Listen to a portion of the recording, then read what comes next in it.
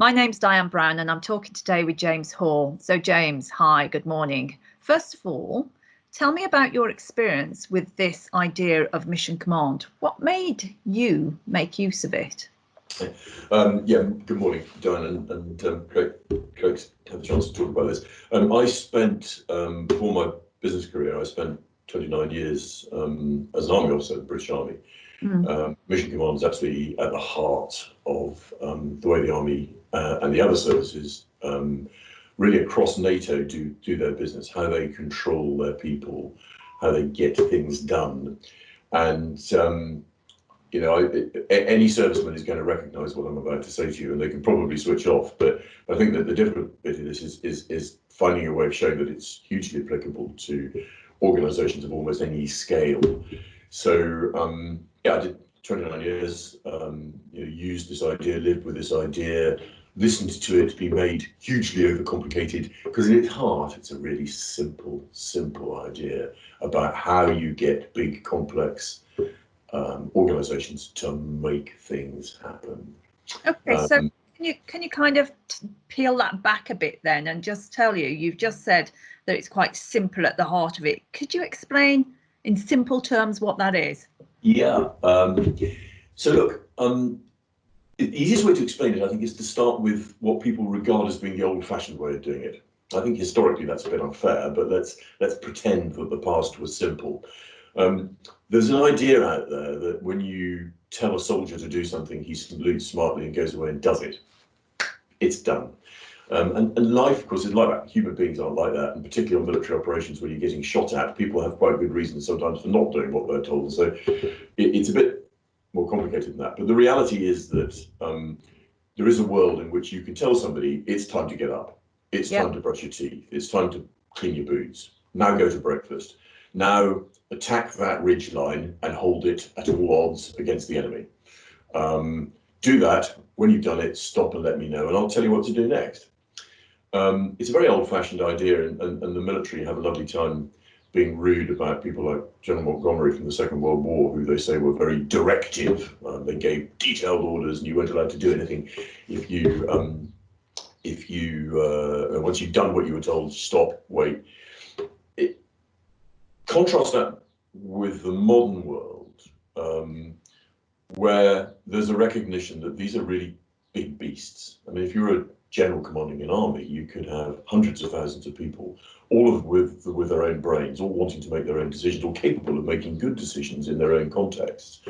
That you need to harness that power. You need to harness that capability, because you can't possibly tell every single driver of every single vehicle turn left at the crossroads individually.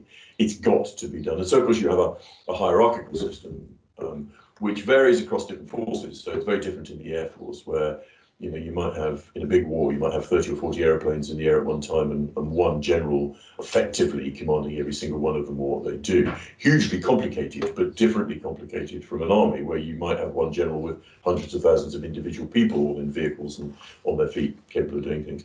So you have to have a way of making that happen. And Mission Command says it's all about understanding the boss's intent. It's all about understanding what he or she increasingly wants to achieve. What is it you want to do, boss, and why am I doing this? So the basic form of you as my boss talking to me, and let's say you're commanding a division and I'm a brigade commander, or frankly it could be a platoon commander talking to a section commander, much further down the chain of the system. But the idea is that you tell me what you want me to achieve, in order that when I've done that, you, the boss, can do something different. Okay. So the key phrase in the military version of this doctrine is "in order to." James, I want you to take your brigade and I want you to attack and hold that road line. In order that I can bring your the second brigade through to you, and they can use that road line as the start line, or it's now called the line of departure, in order to attack the village 2 miles beyond and capture that village. 2 Brigade, you are to attack and capture that village in order that the divisional commander, can do something different. So in order to becomes really important. And there's a reason for that, because here I am in one brigade, and you've told me, take the road line, James, with your brigade, stop there, let 2 brigade attack through you from a nice secure position so that they can go and get the village. Now I get to that road line, and I know that you're not interested in the road per se. It's not the point. The point of what you want me to do is to get you to the village. Yeah. So if I look across that open bit of ground for the next 2 miles, and I can see the village in the distance, and I can see that the enemy are hairdtailing it out the back and running away, I'm perfectly within my rights to go and do 2 brigades' job for them. I'll seize the moment, act on your intent, and just go and do 2 brigades' job, because I can get it done quickly now and save time and get everything moving efficiently. Because I understand what you want, and I know you'll be pleased with that. And even if there's no communications, even if I can't get hold of you, my boss, and say, hey boss, do you think it's a good idea? Could I possibly do this? Would you give me permission? I can just do it. And I can phone you up and say, boss, I'm doing it. Because I know you, and I know what you want, and you know me, and you know that I won't do it unless I can get it right. Or I may just stop and say, 2 brigades, I've done my bit, but I can't go any further. I've run out of fuel, I've run out of ammunition, whatever it is, 2 brigade come through. So that's the idea, that's the core concept that lies behind it. Now that makes absolute sense. No, it does make absolute sense. What's quite interesting in how you've just explained that is the fact of where the comms comes into it, because clearly, you all have, dare I use simple words, you all have the big picture of what the boss is wanting to achieve. And so, I mean, bingo, yeah, exactly right. It's all about understanding the environment around you, having as much of that picture as you can possibly get. Always a problem in combat, and actually also always a problem in business. In fact, there's always data you don't have, you'd like to have, you don't know what's going to happen in the future, what's the competition going to do, what's the market going to do, where's this virus come from. You never know everything, you just know as much as you can. But it's understanding, it's talking this through, it's getting the context. So the military system would say, formally, it's much broader than this, but it would say you need to understand what's going on, not just with your boss. So you're my divisional commander. Above you, there's a corps commander. I need to know what he's thinking, 2 above me. So I know that my division has been told to do something, because then the corps is going to do something with that. So I understand 2 up what my boss wants. I understand what you 1 up my boss wants. And I know what I've got to do, because I know exactly why it is and the context. And it's designed precisely so that you're constantly sucking this information in, sucking it in, so that when the comms do go down, when you can no longer talk, the radio gets jammed, or your radio operator drops it, or whatever happens, you can still say, I actually know what the boss would have wanted me to do now. I've got him now. I'm in his head is the great phrase. And it's a very, very powerful way. So when the man who says, right, as we did in the 3rd Division years ago in the mid-1990s, we were told, standing start, sitting mostly in the south of England, go to Bosnia. It wasn't actually a military operation in the sense of shooting at people, it was a sense of kitting 10 or 12,000 people from A to B and into Bosnia. One word comes from the Army Command, and it comes down the structure into division, and it says, go to Bosnia. And it somehow, by a miracle, that turns out with individual soldiers driving tankers and troop transporters and ships and God knows what, all ends up going in that one direction, because somebody gave them 1 word. But it wasn't that simple. It wasn't just go, it was the context, it was the understanding of everything around it. And the trust that people are going to get. And this is a really important point about Mission Command, that you have to have trust in both directions. You must trust your boss, and you must be able to talk to him or her, and the boss must trust you to make the right decisions. And to do that, you have to give constraints and controls. So the first thing is, you say to me, I want you to do this, James. I want you to take that road line, and I want it to be done by 12 o'clock tomorrow morning. First constraint, time. And I want you to do it with the resources that you've currently got available to you in your brigade, but I'm going to give you some extra artillery support. So you give some extra resources away. And you are not to cross outside these geographical boundaries, because there are people doing things on either side of you. If you go there, you're liable to get shot by your own side. So you're starting to build constraints around what I can do. And that's really important, because it allows me not to worry. I know that I can't go over that line. And I'm not going to go, wait, you told me what to do, you gave me all this, you give me the thing I've got to do. You've told me what I've got to do it. You've told me what resources and what constraints I've got. My job now is to go away and plan that, which is a whole different topic about how you do that. Yes, sorry. So for me, you know, I'm you know, obviously having this conversation with you, and to me, there's two things that really shout out loud for me. The constraints actually makes you feel protected. Whether you need to feel protected or not is in the head of the person who feels it, of course. But you know what your boundaries are, and that actually gives you confidence. We all need to know our boundaries for confidence. That's number one. And number two, the other thing that really comes out loud, and you know, I'm from the corporate background, as you well know, an empowerment. You are feeling and being empowered. How does that kind of enable you and enable your colleagues? Does that play a part? Oh, I mean, this is such a huge conversation, but I mean, firstly, of course it does. I'm trusted by my boss. You know, he knows I can do this. He knows I can do it because he wouldn't tell me to do it otherwise. So it's in here. You know, it's a belief thing, and it gives confidence. And I think that's really, really obviously important in military operations. I mean, you're simply not going to charge an enemy trench if you don't have confidence that you've got a reasonable chance of getting away with it. You know, the blood is up. And you know, but you're going to think twice if you don't trust your boss.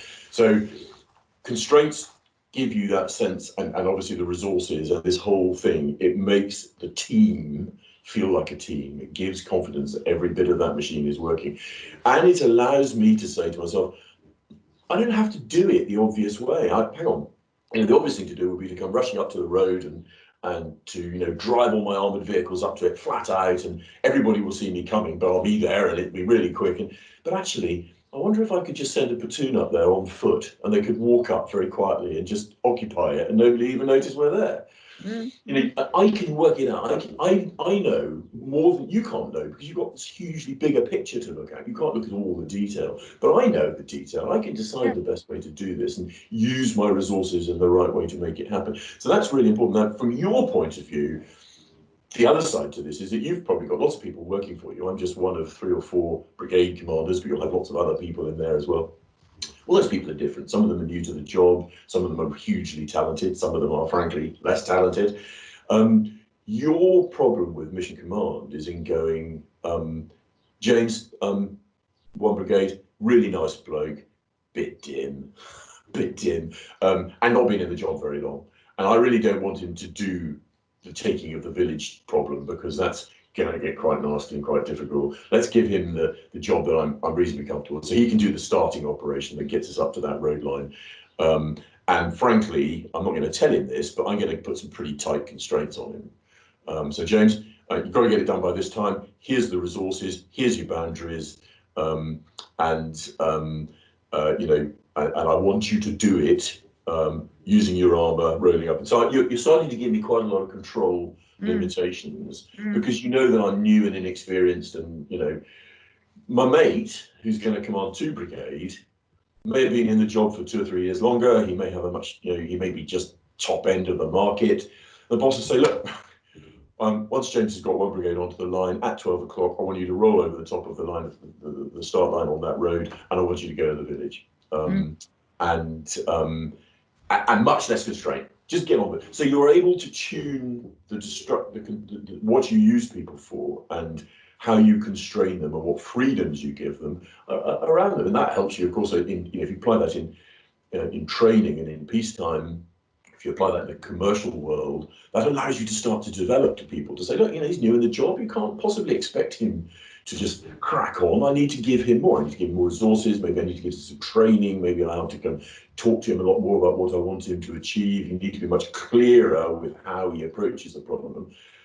2 years later, you may be saying to him, you know what you need to do. This is what I want done. Go and do it. And you ease off. It's a really powerful tool for a sensitive place. You know, I'm probably going to need airstrikes first. I need you to get me some more assets to help. Now we're going to have a conversation. And if I'm not confident to say to you, okay, but boss, listen, there's a problem with this plan, and we need to do something about it. then I'm going to probably lose. I mean, I could lose my brigade, I could lose a lot of people's lives, you know. So I need to be able to look you in the eye and say, okay, but now then the problem goes back to you. Okay, James, that's really interesting. Thanks very much. Unfortunately, there aren't any aeroplanes. I might be able to let you have a bit more artillery support. And I might be able to use the 3rd Brigade in reserve, you know, if you've got a problem. Now go and bloody do it. Now that's the point in the military world where you go, okay, and you look a bit nervous and you go away and you rejig your plan a wee bit. The boss has done what he can to help, and you're going to go and make it happen. And but you've been honest. You said, look, there's a problem here, and the boss has been honest with you and said, I know there's a problem and I can't do much about it. Do what you can, and that's risk. That's military risk. But again, you can see that in commercial terms. Go and set up the new production line for that product. Okay, boss, okay, I've made my plan. You just ought to be aware that actually the technology to do that isn't ready yet, and it's probably going to take another 6 months. You know, if we don't have it, it's going to have, yeah, okay, thanks, James. Really useful advice. Make it happen. I understand the risk, I accept, you know, whatever. So it's not that different, really. But it's all about this, it's all about the conversation. I think it's, you know, it's trust allows that. If you can't do that, then it's going to break down. And trust is a major part in any relationship, let's be completely honest, but none more so in business. And also the one thing that strikes me is how incredibly motivating this can be as well. Is that right? Yeah, I think it absolutely is, because I mean, in one sense, it's how it should be done. I mean, you know, if one was being slightly cynical about it, you would say, well, it shouldn't be motivational. You should be expecting it. I shouldn't expect my boss not to treat me like a grown-up. And I should be demotivated if I suddenly discover that he's telling me to put my boots on in the morning before I, you know, lead a brigade attack, because he clearly doesn't trust me. So I think once you get used to this, it's almost perhaps a slightly negative way of looking at it, but you certainly wouldn't want to go back. Yes. You know, and I think, you know, you ask yourself the question: what sort of control freak am I? How much trust do I have in my people as a leader? Am I prepared to give them that freedom that harnesses this internal genius that sits in everybody in some form? Am I prepared to do that, or am I too frightened? Yeah. You know, I don't deny the need for detail. I mean, absolutely. You know, you need that long screwdriver to reach down several layers beneath you and go, oh, really? Because people will bullshit you. So that's also part of the game. It's knowing what's going on underneath you, and knowing when people are saying, oh, yes, boss, that's absolutely fine. I can do that for you. And I can tell some awful military stories about, I think the military's been particularly awful at the strategic level, and particularly in talking to politicians. Oh yes, we can run Helmand Province in Afghanistan. Of course we can, because you're terrified of being left out of the fight, and therefore, you know, you're telling the government you can do stuff. And you know, was that an entirely honest appraisal? No, I think it was self-deception. So that's very possible in your subordinates, that, you know, oh, the boss wants this to happen, and either it's, well, I can make that happen. I'm a big clever bloke, and I'll push it through, and I'll show how clever I am, or it's, I'm too frightened of him and I dare not tell him the truth. We all know these things can happen. And so the bosses need the screwdriver, and they need to understand their own organisation really deep. They need to be able to look inside and go, James, are you really telling me the truth?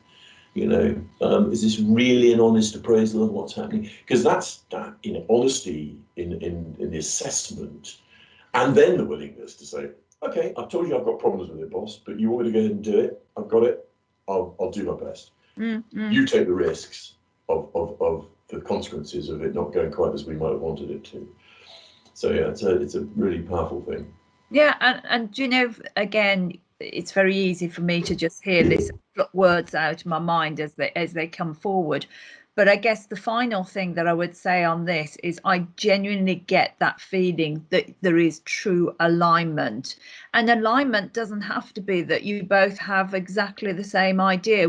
You know, diversity is okay in alignment, because you have got the broad picture, the big picture, you know where you're trying to go, and everybody can see their part that they need to play. You're not a yes person saying, I'm just going to do it as you rightly have just put it, but you actually have the common goal and you share that goal. Absolutely. Yeah. I mean, I would use slightly different language. I wouldn't use aligned, it's different, but I mean, in military terms, I would say, look, shared intent. You're my boss. I know your intent. I know your boss's intent. I know what he wants. I understand the situation. So in my mind, that's aligned. What I think you're saying is that now we can use that diversity of thought. There's a whole new discussion about what do we actually mean by diversity, and it's different ways of thinking about it. I mean, I'm a traditional armored school soldier. My inclination is to drive up the bloody road, huge numbers of tanks and armored vehicles, stand all over it, shout a lot. I might be American, could be the way I'm working. And then some bloke from the Special Forces walks up and says, "No, don't worry about it, mate. We'll be up there in 3 minutes. We'll just walk in, sit on the end of the road, and call it an airstrike." And I'm going, "Well, why didn't I think of that?" So much easier, so much smarter. So that's diversity of thought, of different approaches, but absolutely aligned to the purpose. It comes back down to purpose. Absolutely. Absolutely.